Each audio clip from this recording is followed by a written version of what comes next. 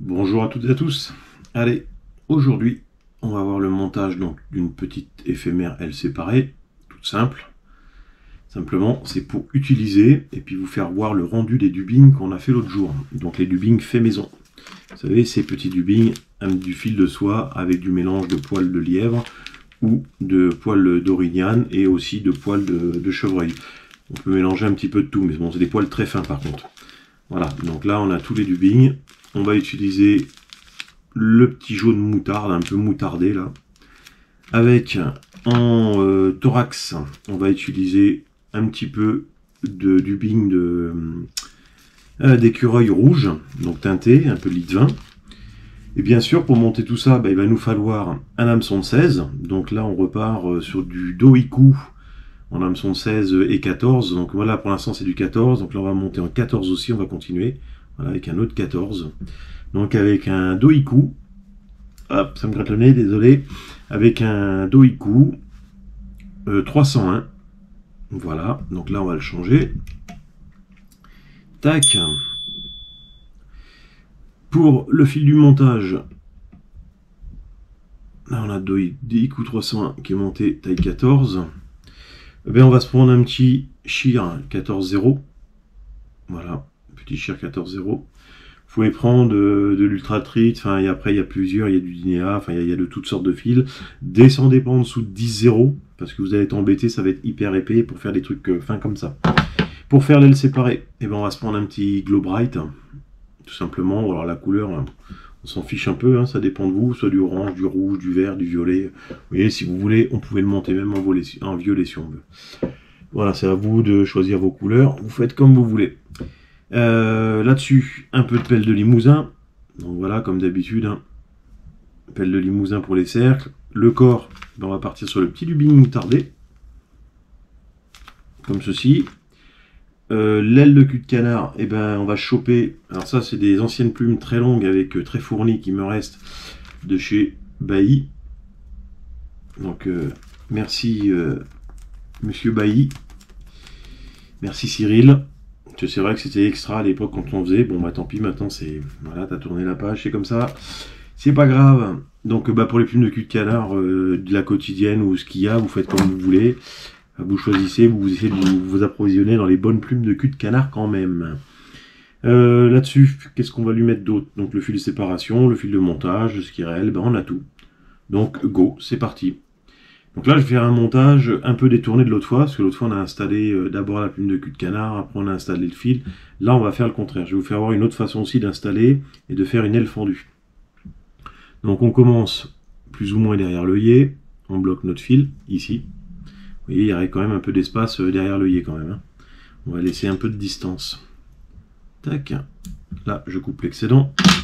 On va remettre l'hameçon droit, parce que j'aime bien que ça soit droit, pour vous faire voir à la vidéo. Voilà. De là, on va se prendre maintenant notre Glow Bright. Hop, je vais en prendre 20 bons centimètres. Bon, après, vous n'êtes pas obligé d'en prendre 20, vous pouvez en prendre un petit peu moins. Là, je vais le plier en deux une fois. Et je vais le replier encore en deux une autre fois. Donc ça va me faire 4 brins. Comme ceci. 4 brins. Les 4 brins, je vais les mettre vers l'avant. Donc hop, j'entoure mes 4 brins. Je les place bien au-dessus. Je vais faire 2-3 tours bien serrés. Voilà, comme ceci. Vous voyez, je laisse quand même ne pas aller trop loin pour faire notre tête tout à l'heure. Là, je peux commencer à couper l'excédent de mon fil. Maintenant, je vais préparer ma plume de cul de canard. Je ne l'ai même pas préparé en plus, j'ai fait le feignant. Désolé. Donc ça va assez vite. Moi j'enlève, alors je redresse toutes les fibres. Voilà. Tout ce qui est dufteux au bas du rachis, hop, on enlève. Parce que ça prend tendance à bien prendre l'eau et à vous faire couler vos mouches. Tout ce qui est à la pointe, on redresse au maximum, comme je vous ai dit. On prend notre petit Magic Tool, on place notre plume dedans, hop,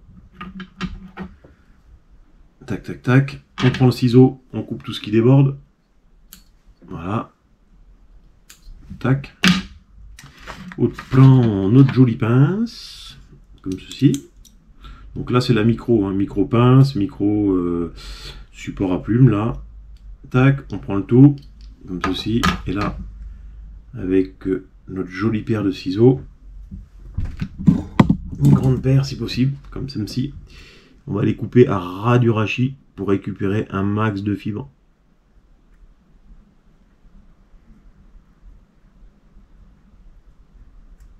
Tac, comme ceci. De là, eh ben, on va rassembler toutes les fibres pour ne faire qu'un seul petit paquet. Ici, là, j'attrape ma main droite, on bascule le tout sur la main gauche avec les pouces. Voilà. Et là, on va mettre notre aile vers l'avant. Hop, on va la cercler par 2-3 tours. On va lui redresser les fibres. Et là, on va commencer à tendre un peu. Alors, quand on tend, ça a tendance à pivoter. Hein. Voilà, là, on est bien revenu. Donc, quand on fera notre tête tout à l'heure, hop, vous voyez, moi, je recule un petit peu. Pas trop non plus. Voilà, donc là, on resserre. Hop, pour pas que ça bouge. On garde un peu de matière qu'il y a là. Et ça va nous faire de la masse. Et vous voyez, ça déjà, ça forme un corps conique. Donc, arrivé là, on va prendre notre pelle de limousin. Donc, on va choper un bon paquet de fibres pour que derrière, on ait une bonne base de flottaison. Hop. Comme ceci. Du jumec pour les rassembler. On les place sur notre hampe. On regarde qu'on ait la même distance de fibres par rapport à la hampe. Voilà, on est à peu près dans les mêmes cordes. On ramène ici. On va passer dessous. Voilà, et tout de suite, vous avez vu, ça nous met les fibres en éventail pour avoir un support sur l'eau qui va bien permettre de garder la mouche bien à plat.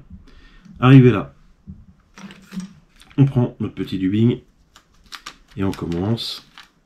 On prend un petit paquet, hein, tout simplement. Et vous allez voir que sur le fil, ça se met tout seul. Alors au début, quand on prend un paquet, vous voyez, ça fait une touffe, ça fait bizarre. Et après, quand vous allez l'enrouler sur le fil, il va être nickel. Il va bien se mettre, bien s'enrouler, bien se mélanger. Il est hyper agréable à travailler. Vous avez vu déjà. Ça, c'est top, j'aime bien. Tac, et là on se fait quelques enroulements. Hop, de la base. On resserre un petit peu de temps en temps. On ramène. Et j'ai oublié une chose. C'est de couper mon excellent de coque. Oh là là. Pas bien, Fred. Donc on coupe l'excellent. Tac. Et là avec le dubbing, on finit de ramener jusqu'à la base de l'aile. Alors s'il nous en manque, comme là il va nous en manquer un tout petit peu, on peut en rajouter. Moi je vais m'arrêter là, je ne vais pas en rajouter. Pourquoi? Parce que là maintenant je vais changer de couleur et je vais prendre un dubbing d'écureuil, comme je vous ai dit, litre 20, qui va lui me donner la base de mon thorax. Et comme je suis presque à la base de l'aile, là c'est pour ça que j'ai pas rajouté de jaune. Tout simplement. Et là pareil, hop, on enroule. Et c'est là il va falloir faire de la gymnastique, messieurs et dames, bien sûr. Parce qu'il va falloir qu'on arrive à rabattre notre aile. Alors là je vais faire 2 tours, 3 tours. Là je suis à la base de l'aile, là, d'accord? Donc je mets en pause ici. Je prends mes 4 fils derrière et là je sépare égale pour faire créer 2 ailes. Proportion égale. Je fais un tour avec mon dubbing derrière l'aile. Je ramène. Alors, je fais attention de bien serrer, donc je vais faire 2 tours. Hop là, il n'a pas pris comme il le voulait. Petits aléas, ça arrive.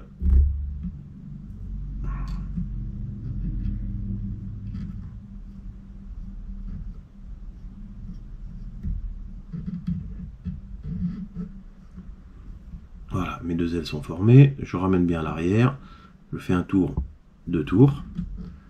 Je ramène toutes mes ailes vers l'arrière, comme ça. Je rebascule mon fil vers l'avant. Et là, je vais aller chercher. Hop. Parce que vous voyez, c'est un peu chiant avec le dubbing, ici. Et là, je viens bien serrer pour commencer à dresser ma tête. Là, je rebascule vers l'arrière. Moi, je suis sûr que ça ne se détachera pas. Et là, c'est parti. Je dresse donc, hop, le restant du dubbing, je l'enroule et je dresse ma tête, tout simplement. Là, en revenant un peu vers l'arrière pour donner aux ailes une inclinaison. Et là, je reviens vers l'avant. Ici, je prends mon whip finish.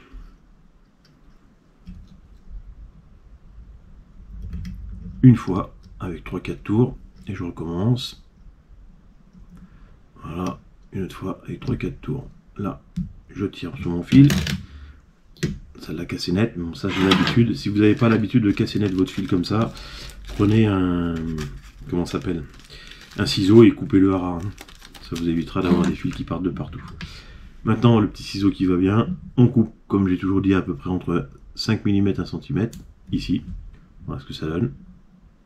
Même un petit peu haut, je dirais encore. Donc là, on peut raccourcir. Tac.